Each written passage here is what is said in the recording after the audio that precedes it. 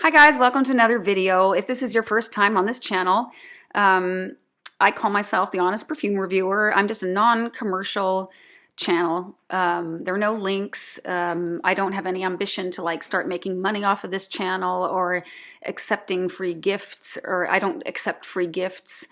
Samples I will actually accept, but not any full bottles.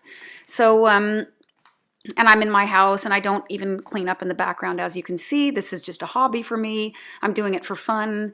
I'm very passionate about perfume and I keep learning more things, and I feel kind of the need to share it with somebody and finding you guys out there all over the world to discuss with, because Sweden is too small, and especially like my normal friend, my normal group of friends, they are not interested, at least not to this degree.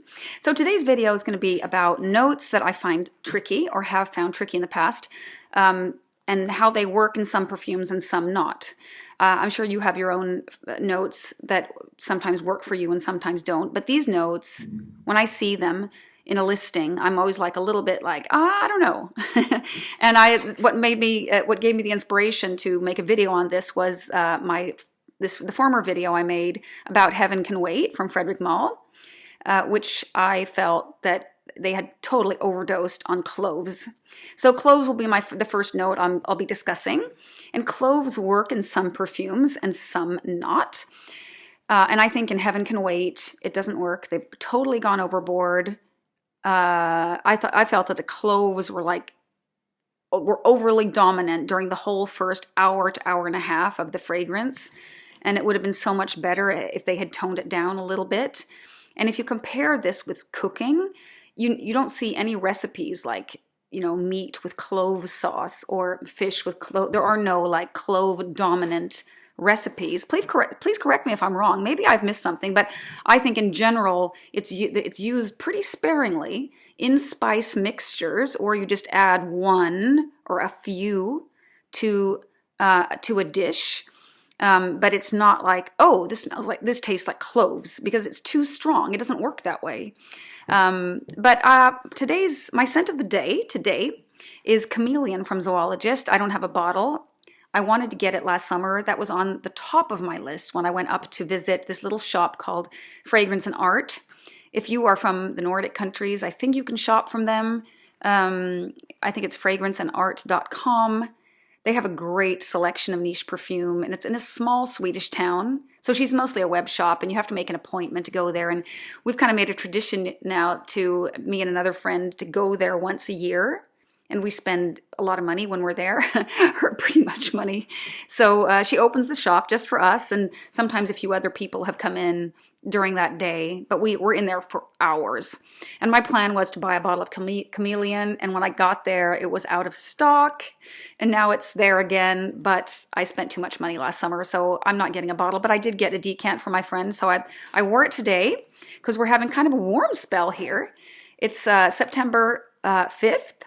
It's 2 o'clock in the afternoon, and it's like 23 degrees Celsius. This is really unusual. We've had kind of a real bad July and August, like with very little, we haven't had very many sunny days, and it's been colder than like the average temperature for 2 months, and everything is still green. Usually the leaves have started to turn like yellow and red by now, but nothing. It's all green. And now this whole week is going to be like summer weather. Then I really took advantage and went and I sprayed Chameleon all over myself this morning, and I have been enjoying it so much this morning. And I was surprised actually to see the note of clove in it. It's really starting to wear off now. It's like 2 o'clock in the afternoon. I put it on at 7 in the morning, so it's been on for a good, 5-7 hours. And now I would like to reapply. I'll probably wear something else for the rest of the day as soon as I'm ready here. But this fragrance is a really nice, exotic, salty, yellow, creamy floral fragrance with a really nice base. And it has some fruits. It has like star fruit. It has, the ylang ylang itself is sometimes, some people pick up kind of a banana vibe from it. And this is just, I really, really love Chameleon. I really want a bottle. The only reason why I might not buy a full bottle is that our warm season is so short here. And I don't typically wear this in the winter because it is a very summery fragrance to me. I mean, I do wear it in like the spring and the fall. It can be worn, but it is a really nice fragrance for the summer. I love it. And I think the clove here is just, they've used it to just kind of slightly sweeten the fragrance and darken it a little bit, and it gives it a really nice base. It's actually a mid note in this fragrance, but I think that it does something for the longevity as well. I would never have been able to pick out this has clove in it. But I love the fragrance. Another one where I found clove that I was also surprised, but not as surprised, was Vetyver from Nicolaï, that I also picked up at Fragrance and Art. And this brand has a very interesting price point, and they have these little bottles. This is a Vetyver fragrance. This is kind of a Vetyver is another note that I'm kind of like, I've been on the fence, or I've actually not even liked it. And now I've been on the fence, and now I'm over the fence. I'm gradually starting to like it. And I bought 2 Vetyver fragrances last summer. And this is one of them. And it has clove in it. And it also has some vanillic tones. It's a little bit French powdery style Vetyver. A friend of mine from our Swedish perfume group said that this reminded him of, was it Chanel Antaeus, or was it Ego? It was one of the Chanel classic marketed towards men fragrances. God, I can't remember which one it was. He says it reminded him of it anyway. I mean, I don't think I could have, but this has kind of a dark background. Maybe that's partially because of the clove. Let's see, Musc Ravageur has, and I know someone made a comparison a little bit with Heaven Can Wait, and this one, they're not the same perfumer. Here I could not say that this was clove, no way. This is one of my favorite fragrances, actually. Musc Ravageur, I love this fragrance. When I don't know what I'm gonna wear, I wear this. I have this little mini, and I have a decant. I've had a 10 milliliter decant, and I'm down to 3 mils. God, I love this so much. And that has clove in it. I was surprised. A fragrance that I don't like that has clove in it is Arabie from Serge Lutens. It has, to me, I don't have it anymore. I had a little mini of it.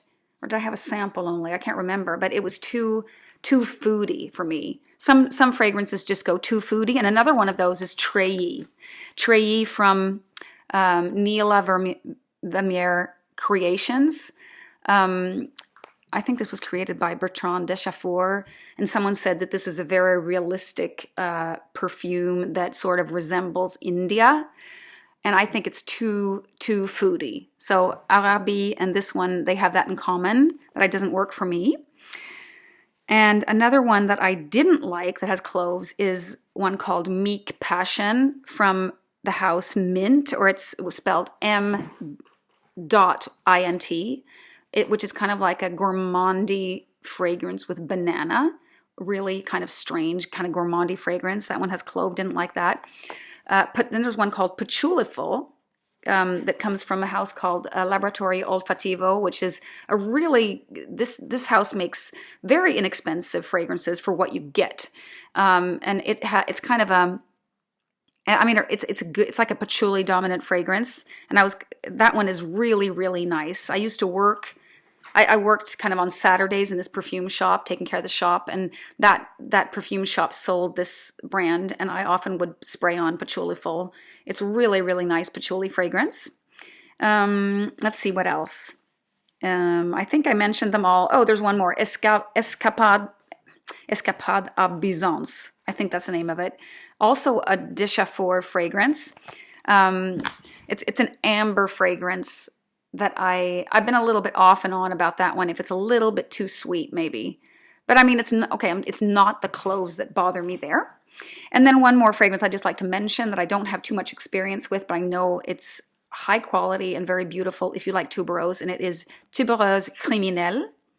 It comes in those high black bottles from Serge Lutens that are very, very pricey. But that one also has clove. So I have some fragrances that I like with this note and some that I don't like. My next kind of tricky note that I'd like to talk about is Immortelle. And I bought this last summer when I went to Javoy in Paris, Cacao Porcelana by Atelier Materi. Here's the name of the house. I should have checked out more from this house. I was so busy. I was just so overwhelmed. There was just so much in the store that I didn't, since when you like one fragrance from a house, usually there's more, usually there's more that is worth sniffing and maybe even buying. So I was a little bit irritated with myself that I didn't spend more time with this house. But this one has Immortelle, which I normally don't like, or which I've liked in the past, have felt. Some people say it smells a little bit like maple syrup. And that it can be a little hay-like. But in this one is just incredibly beautiful. I love the combination of patchouli, cacao, and the Immortelle I'm sure does contribute. At least it doesn't bother me. Maybe it's even lifting it a little bit. I love it in this. And then there's Sunshine Man from Amouage, which is a little bit one of those. Every second time I try it, I love it. Every second time I try it, I don't like it, or something bothers me. And maybe it's the Immortelle. And so I went one time to try this fragrance with someone. I think I was on a date, and I brought someone who knows nothing about perfume, and he tried it on and said that it smells a little bit like vomit. And then when I smelled it, I could smell it too. And that kind of ruined it a little bit for me.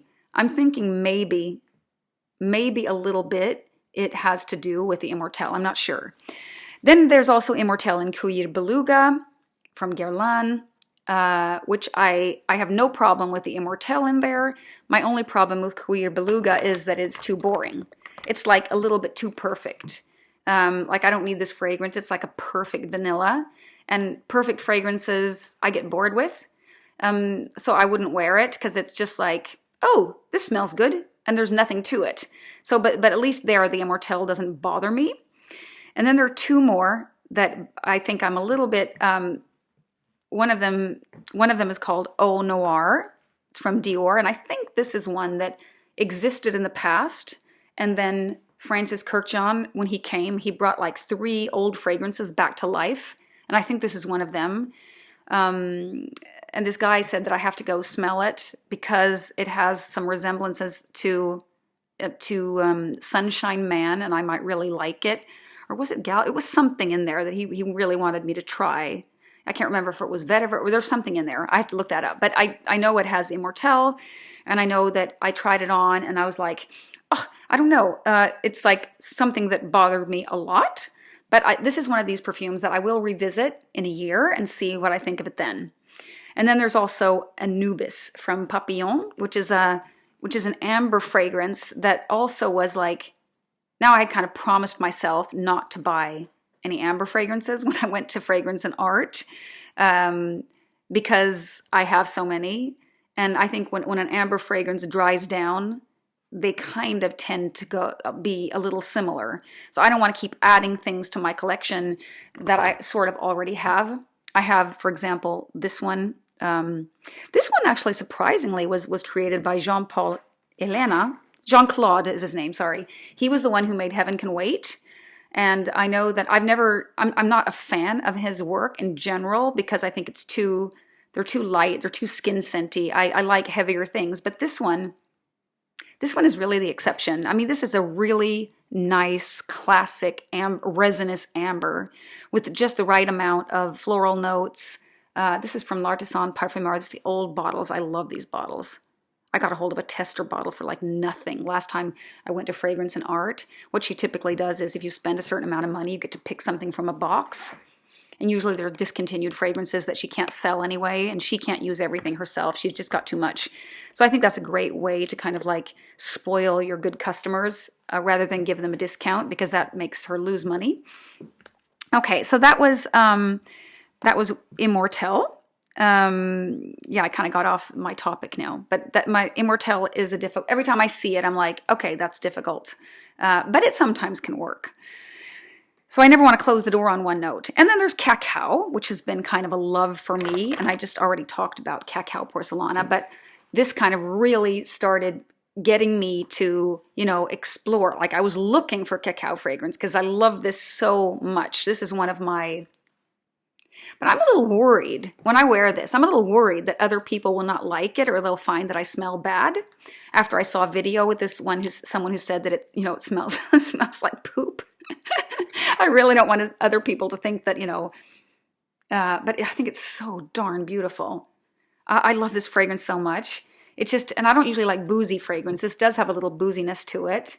But the cacao together with the patchouli, and it's not sweet. It's not too sweet. I mean, it has a sweetness, but it's just a perfect amount of sweetness. I love it. I love it, love it. And it kind of has gotten me to like enjoy other cacao and chocolate fragrances. But I'll just tell you about the ones that I like and which ones I don't like that have cacao. I find like Iris Empire from Carolina Herrera is an iris chocolate. It doesn't have cacao, I think it has chocolate, but that one is too gourmandy for me. It's very modern, like modern sweet. Nothing for me. Coffee Addict, I have reviewed before, is too much of a conceptual fragrance. It smells, the dry down is really bad. It smells like coffee off of someone's breath that hasn't had breakfast. It's like, it smells really good like this, if you just do like this, but it's not a perfume to me. To me, it's like I don't know. It has cacao as well. So I guess I'm not really a gourmand person. I have some gourmand fragrances, but not very many. And then there's another fragrance that reminds me a little bit of Cacao Porcelana called Blu Cobalto 1 from Valmont, which is a Swiss brand, really, really expensive. Also super beautiful. But I think I do, between the two, I think I still prefer Cacao Porcelana. And if you're interested in that fragrance, they have a shop. If you're in Paris, Valmont has a shop like on the same block as Javoy. I think it might even be the next shop down, like they're right next to each other. And I saw it through the window, but I didn't let myself go in because I didn't have so much time and I didn't want to fall for this fragrance because their fragrances are so expensive. I mean, they're like $500, that type of price level. Then I have Woody Mood has just arrived now. I have to go pick it up like at our little post office representative. I found it on secondhand recently, and I'm just really excited to own a bottle. I got a really good price, like half price on it, on a small bottle, but it was almost full. That one has cacao as well, but I find that it's more like cacao is kind of in the background on that one, in that one. And then there's this one, Bisou from Linda Landenberg, Swedish perfumer. This is actually a tropical fragrance, more like Chameleon, and it has chocolate. It's a really odd combination of notes. It has ylang ylang. It has, I think it has not neroli, but it has petitgrain and chocolate. This one only works on a hot summer day, so I don't wear it that much, but when it is hot, it is the most refreshing thing to wear. And bisous, I think it means kind of like kisses and hugs. I think French people say this to each other. I mean, it's really, really special. It smells a little bit like an unripe banana, and I don't even like banana, but I like this fragrance. But it's not very versatile at all. Another fragrance that I'm kind of getting to know is Santal Majuscule from Serge Lutens. It has, basically it's rose, sandalwood, and cacao. Or if it's chocolate, I can't remember. This one is a little bit lacking something to me. It's just the notes are all down here. It needs something to lift it up a little bit, I think. And when I first spray it on, I'm going to spray it right now just to remember what it was. Oh, and now I remember. It's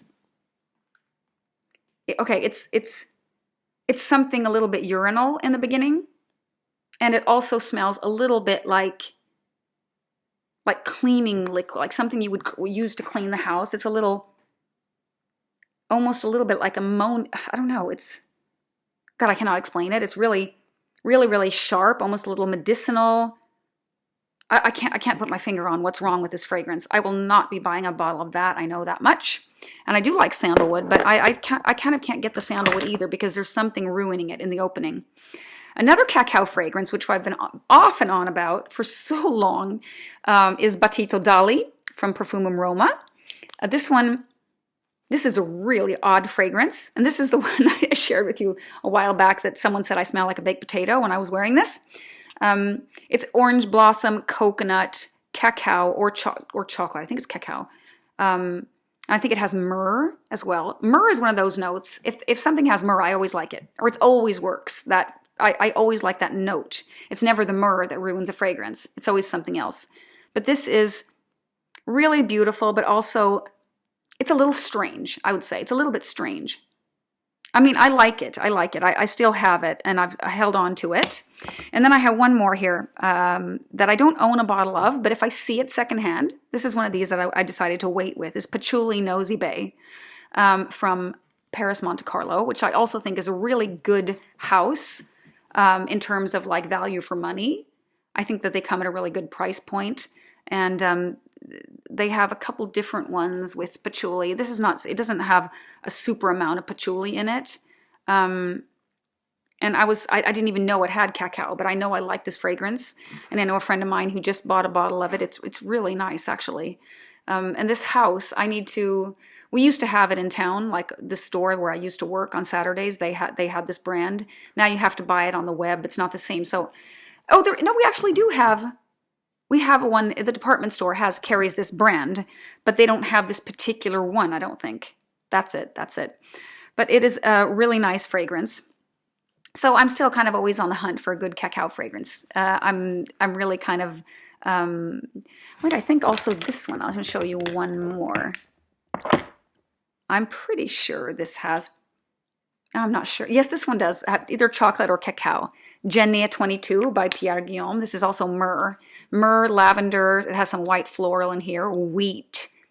This is also super, super refreshing, even though it's gourmand leaning on a summer day. And now it is a summer day, so I'm going to give myself a squirt. So good. So good. I love this. It's a really interesting combination they combine lavender with this chocolate and some fresh notes. Really, really special. I wouldn't have bought a full bottle because it's too odd, but I swapped it with someone and I've held on to it, and I plan to keep holding on to it because on the right day, it smells amazing. I love it. Okay, so the last note that I find hard to digest is Lily of the Valley. And thank God it's not such a popular note anymore. I find like in old perfumes, Lily of the Valley was used much more frequently and not so much anymore. But Lily of the Valley is, for example, a part of this fragrance from Atelier d'Orange called True Lust. And this one I've been a little bit off and on about, is it interesting enough to keep? Should I keep it? But I wore it yesterday and I've decided to keep it. And it has like rice powder. It has a really nice powderiness to it. And it has just a little bit of Lily of the Valley. So when I see like a perfume is like white floral, I look and see, does it have Lily of the Valley? Because I think that Lily of the Valley tends to make a fragrance too sharp. And I prefer orange blossom, gardenia, tuberose. Tuberose is a little bit difficult. Lily can be a little bit difficult as well. But this just has a little bit. This really works. This has leather, a little rum, a little coconut, a little rice powder. It's really nice. I wouldn't be surprised if it had mimosa in here. It's like super powdery, but I think maybe the rice is giving off that vibe. I like it in this one. I've also tried a fragrance called Jade 888 from Hermetica, which is a fairly new house that was founded by the same people that founded Memo Paris and Flora Q. So they have a house of completely non-alcohol based perfumes. So if you're looking for that kind of thing, they have some really nice fragrances. I love the orange blossom one that's called Mega Flower. And they're quite oily. You can actually work them. They moisturize the skin. It's very different. But this Jade 888 had Lily of the Valley, and it was nothing that bothered me. I thought it was a nice perfume. I need to try it some more, though. And then we have this vintage fragrance, Ivoire de Balmain, that also has Lily of the Valley, which is really green. This one is a little sharp, though, in the beginning. You have to wait for this one. But it's really, really nice, even though it has Lily of the Valley. And Love Honor Woman, and it has Lily of the Valley. It's so good. But they've mixed it up with a bunch of other white florals, and it has a really nice base with incense, and this is so good. Lily of the Valley doesn't bother me at all. A fragrance where, however, it did bother me is Miss Dior. I tried like a vintage version from the 60s, which I found really sharp, and I think the Lily of the Valley ruined it for me in that particular fragrance. another fragrance that has Lily of the Valley, which I really love. This is one of my, I'd say this is one of, it's called Tolu by Orman Jane. This fragrance actually really represents my taste really well. It's a floral amber. This is so easy to wear. Like, I don't know what, if I don't know what to wear, I wear this. And I have no idea how much I still have in here. I think it's like half full now. It's so nice. I mean, it's a little bit similar to something like this. And Lily of the Valley does not ruin it for me anyway. But I'll say Lily of the Valley doesn't improve a fragrance, according to me. And then I also wanted to mention a few more fragrances. One that I really liked from M.INT, that house I just mentioned from Italy, called M.INT. And it's called Vibrant Scent. That was a beautiful fragrance that had Lily of the Valley. I did pass those samples on because I still felt like I didn't need a fragrance. I think it was an iris type fragrance and I don't need anything more. And I swapped it for something else. I think it's more fun to try new things. And then there was one more I was going to mention here. Let's see. Oh yeah, Synthetic Jungle from Frederic Malle. I was kind of really into galbanum for a while. And someone told me I really needed to try Synthetic Jungle. And that one had also Lily of the Valley. And I'm thinking maybe that was why I didn't like it. That one is really overly green. I'm going to revisit it in a year. I think the Frederic Malle is a house that's more for those with an acquired taste. And I'm kind of getting there. And I'm kind of like liking some of the fragrances. Like Musc Ravageur, I love that. L'Olibere, it's really, really nice. I could consider a bottle of that. Outrageous is good, but longevity is terrible. I mean, I need to try more from this house because I think I might have started warming up to some of these fragrances for sure. But Synthetic Jungle, I don't think I'll be getting a bottle in the future. It's too weird. It's too green. It's too much. It's so it's really not rounded at all to my nose. So these are a little bit my thoughts on notes that sometimes work and sometimes don't. And I was thinking a little bit about like what houses do I want to explore more of lately, and I'll tell you which ones they are. Maybe I'll, talk a little more about this in a coming up video, but I would really like to try more Zoologist, more Here I'm Green. I love the Vetyver from Here I'm Green. That's kind of like on my wish list, but I still don't quite dare spend that much money on a Vetyver fragrance. Atelier Materi, I already told you about that one. I really regret not, trying their fragrances when I had them all right in front of me in Paris. Frederic Malle, I really need to smell more of their fragrances and also give them like a proper wearing at home. Let's see, Serge Lutens. I don't have a single one. I don't think I have a single, not even, do I have a travel size of something? I don't think I have a single fragrance from Serge Lutens, actually. I have decants, but not a single bottle. And I really would like to try more from MDCI. I know there's a place in Stockholm that carries that brand. I don't know if they have every single one, but I'm getting ready to try more from that house. So far, I only have Chypre Palatin.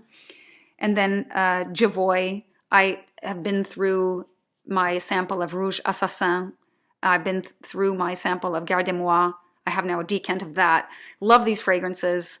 Rouge Assassin maybe is a little bit too similar to Iris Draguet from Maison Lancôme, but I find it more interesting. I would love to get a decant, and then maybe, because they only have 100 ml bottles, but I really want to explore Javoy some more. Please tell me if you have favorites from this house that I need to try. And what I would like to have, well, I'm going to explore a little less of in the future. Boho Boko, I made a video of not too long ago. I don't feel like I need to go back there. They have nothing new to offer me. There was like one fragrance that I liked, and I can live without it. État Libre d'Orange. I know I've talked about True Lust here, but I don't know. This house just does not impress me very much. They're trying to be so like trendy and cool and different, and I don't know. I just think that there are better things out there. This house is just not. Electimus. I talked about that in my former video when I talked about Imperium. Their fragrances seem to copy other fragrances, but maybe I'm missing out. I mean, I've tried a few. I just don't think that they're as fantastic as I thought. So if I was in a shop and had the possibility to explore all different houses, I wouldn't spend my time on Electimus, and not Inicio either, and not Xerjoff. I've tried recently a couple new Xerjoff fragrances. I'll save them for another video, but I think I'm a little off that typical Xerjoff DNA. I think in general they're too sweet. I mean, I'll get into that in the next video. I'll explain why. Vidian, which is, I think, it's an Arabic perfume house, which is, I think, too designery. They're like people pleasers. They smell good, but they're not interesting. And then there's Bykilian, and I think the same about Bykilian. They smell good, but they just don't have that little extra. There just isn't much there that I feel like I need to explore. I would much rather explore. Did I even mention? Oh, one more I want to explore is Les Indemodables and Papillon. Les Indemodables has such incredible quality. I'm absolutely in love with Musc de Sables. What's it called? Musc de Sables, I think, yeah. It's a really nice iris fragrance. The longevity isn't great, but the quality, it's so natural smelling, their stuff. And they even specify, you know, how much they use of the natural stuff. And the quality is incredible. So I want to smell more of those. And also, just to mention a few more that I don't have any knowledge of. Grossmith would be one. What else? There are a few more of these houses that I'm just like, oh, I really want to try those. Mise-en-Sur is another one. Even though if those are a little bit designery, they are beautiful fragrances. I wish I could get my nose on more of them. Okay, that was all for today, guys. I'll be back soon in the next video. I might actually be getting a job soon. If I'm lucky, I'll have 2 job offers before the end of this week. But it might just be that I don't get any. So, you know, I'm this one job, I'm one in both places. I'm the last candidate. There are 2 candidates in both. So if they might pick me, they might not. So I might have either 1 job offer, 2, or none. And 0 would be really, really hard. Then I would have to start over again because I just got no. I had 5 processes going, and I've gotten no now from 3 of them. This is hard. This is hard. So well, keep your fingers crossed for me. Okay. Bye-bye. That was all for today.